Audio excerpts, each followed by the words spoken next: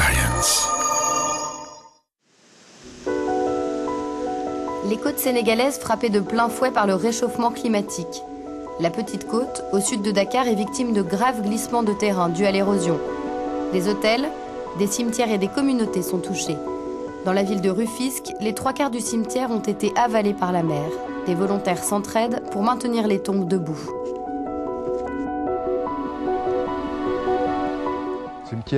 Il ne reste qu'un petit morceau de cimetière. La plus grande partie est maintenant dans l'eau.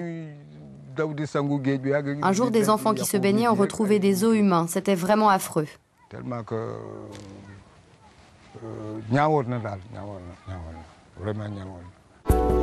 Selon les données du gouvernement, l'érosion de la côte varie d'1 à 2 cm par an. En 2080, les 3/4 de la côte devront passer en zone de risque élevé d'érosion à cause de la hausse du niveau de la mer. Depuis 2007, il y avait vraiment de fortes houles qui avaient occasionné d'énormes problèmes donc, au niveau du quartier de Tchaoulène, dont le cimetière, les habitats. Donc l'État du Sénégal avait mis en place des mesures provisoires en espérant dans le futur trouver d'autres financements beaucoup plus consistants pour pouvoir vraiment mettre un ouvrage qui est durable.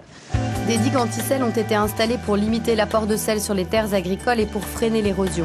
La Petite Côte, région touristique, abrite de nombreux hôtels. Et ceux qui comptent sur les visiteurs pour leurs revenus craignent maintenant l'influence des marées.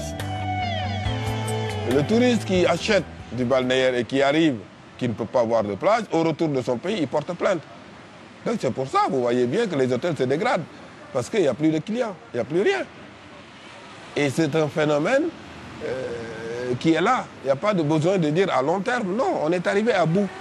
Malgré l'avancée de la mer, la Petite Côte sénégalaise continue d'attirer les touristes et le projet d'un nouvel aéroport international redonne de l'espoir aux professionnels.